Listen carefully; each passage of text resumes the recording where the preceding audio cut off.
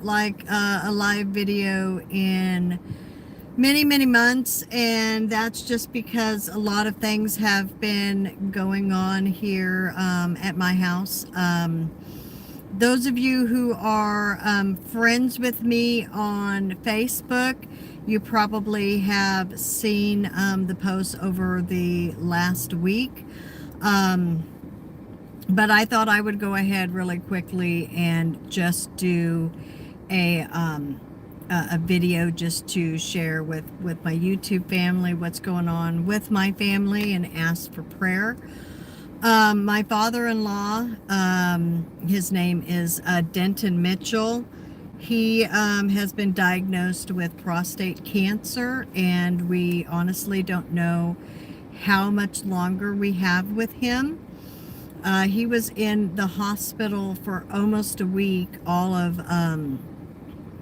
last week, and things were pretty rough. We thought we were going to lose him in the hospital, but he pulled through, and we now have him on hospice and comfort care. So that basically means that there's no more medical interventions being done for him, other than, pain medicine, nausea medicine, things like that, just to help keep him comfortable. So what happened, he started having some problems back in like first part of April, and we weren't really, thinking anything about it. He went to his doctor and they ran some, routine blood work. But then as the days and weeks went by, we just noticed he's getting weaker and weaker and weaker, complaining, a little bit of some back pain and everything. And so, and like confusion and stuff. And so, we took him to the hospital because they were going to run a like an ultrasound on his liver, because I guess something came back kind of questionable with some blood work. And they basically they kept him in because he was starting to fall, not being able to hold up his own weight by himself, and just a really sad time. They did a bone marrow biopsy because his blood cells, he was losing blood. He had to have a lot of transfusions while he was in the hospital, and how the doctors described it is that his blood is like breaking down. They said that there's just tons and tons of blood clots. And when the test results finally did come back, it basically, it's prostate cancer that has spread to his entire body. And some of the scans also showed like lesions on his bones, so we know that the cancer has spread to his bones. So it's so advanced, there's not even any kind of a hope of like radiation or chemotherapy. At this point, we just want him to be comfortable, and not be in any pain. So he came home this past Monday, and we had hospice deliver everything the day before, like the bed and oxygen, all of that, so that we could have him home with us. And since being home, I haven't noticed too much. Maybe some of the confusion is there, but a lot of the medication that they had him on to just kind of help relax him, when they were doing like the bone marrow biopsy and all of that, it really conked him out to where he was like disoriented. He couldn't talk. That was like a really bad time for us, because we just hated seeing him like that. You know, he was like ripping out his IVs. It was really, really bad. And so since getting him off all of that, he's started to come back. And so, you know, he can talk. He's been able to, you know, go on his phone. You know, he sees all of the comments that everyone is you know, saying, like when I post every day to give an update. He's able to stay updated with all of that. And so that's good for us to see, you know, him talking with us. He does eat a little bit, not much. He really doesn't have an appetite, but he'll eat, you know, like a little bit of pudding, little bit of like applesauce, you know, juice, things like that. But and then today we were finally able to get him up into a wheelchair and get him outside. And so that was really, really nice. And of course I took a picture of him and posted that on Facebook, because he has so many friends on Facebook. It's just warmed my heart so much to just see the love and prayers pouring in for him, as well as the family. He has 3 sons, of course. The oldest is my husband, Robert. Then the middle son is Chris, and then the youngest is Stephen. And so, you know, keep the sons in prayer, please, because this has been really hard on all of them. A lot of tears have been shed already, because we weren't prepared for this. We weren't expecting this. I mean, he's always been in such good health, and so, you know, just the decline has been just rapid. And so we don't know how much time we have left with him. And so I would ask specifically for you to pray, and I have to say this, pray for his salvation. My pastor, he actually asked to see my pastor. And so the day he came home from the hospital, I got in touch with my pastor right away and said, you know, hey, he's asking about you, you know, would love to have you come over and visit him.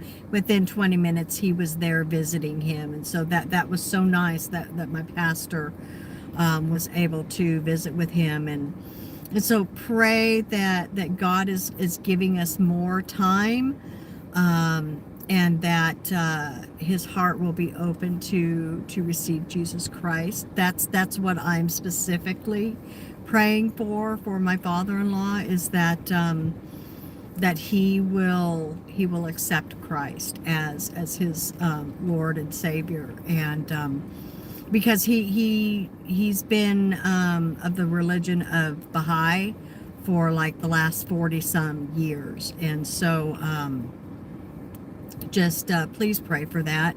That's the most critical. And then the second thing I would say is, right now, I mean, he hasn't had to take any pain medication yet. He did vomit today. He had some nausea, so we started him on the nausea medication, but he's not taking any pain medication, so he's really not in any pain. And so that would be my second prayer, is that he doesn't have a lot of pain, and that when it is finally time, that he will just go peacefully, and that there will not be any suffering. And then I guess third is that he will hold on until we get back from vacation. This is something that he has been adamant about. He does not want us to miss vacation, because we are going to see his great grandchild. I've already been able to do some FaceTime with Joshua so that he could see the baby. That was really, really nice. We've got things that we're bringing to Joshua, very specific things that he wants his grandson and great-grandson to have. And so I just ask that pray first, salvation. Second, that there be no pain. And then third, that he not pass while we are gone. Because that's going to be really hard. You know, we want to be there with him, but we also want to honor his wishes and, you know, go see the great grandson and take lots of pictures. You know, we're planning on FaceTiming with him all along the trip, you know, stay in contact with him. But yeah, just a really, really hard time for the family. You know, hospice is basically only giving us a nurse like twice a week, and so it's like between the three sons, you know, they're all having to take shifts because somebody has to be with him all the time, you know, so he doesn't get out of bed or try to get out of bed, you know, get confused thinking, you know, I got to go to the restroom, and because he falls, he just really, he doesn't have any strength. And so just a hard time, but I'm just so thankful to God for my in-laws. You know, I could not have asked for a better father-in-law. He has just been wonderful, and he's a professional photographer, and so it's like all these people that are commenting on Facebook are all people that love him, that, you know, he's taken pictures of them, you know, throughout their lifetime and stuff. And so it's just it's bittersweet is what it is. But I thought I better go ahead and post a video just so more people can be praying. So salvation, no pain, and that he does not pass while we are going to see his great grandson. So, all right, well, I got to go. I got to get back to the house. So, all right, you guys take care. God bless. And if you're friends with me on Facebook, that is going to be the best way that you can keep updated with what is going on the home front. If you want to send me a friend's request, I am, it's either a standard bearer or it's just standard bearer on Facebook. I can't off the top of my head remember if I put a standard bearer on Facebook. But yeah, just wanted to update you guys, let you know what's going on, and yeah, just pray for God's comfort for the family, and that the Lord Jesus Christ be glorified somehow through all of this. You know, I've been, as I can, you know, trying to witness to the family. Like my husband was just, you know, Sunday night, he was expecting that his dad was going to die in the middle of the night, and then he comes home, he's been eating, he's talking, and he couldn't understand what this drastic change was. And I said, well, that's the power of prayer. That's what I told him. And so we just, you know, pray for a good day, you know, and today he's been having a good day. He had a pretty good day yesterday, you know, other than, you know, the vomiting, which I hope, you know, maybe some of that was just, you know, from getting up out of bed, getting into the wheelchair, you know, maybe it was just a little bit too much motion for him. But all right, enough rambling. Just thought I would give you guys an update of what's going on with my family.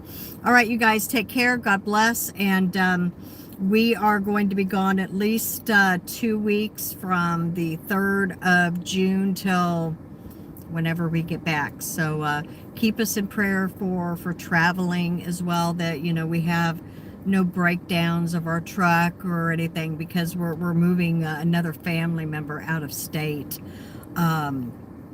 as well. So we have a lot of people depending on us. It's not just, you know, purely a vacation. You know, we've got people depending on us, and so just pray for safety and everything, please. So, all right, you guys take care. God bless.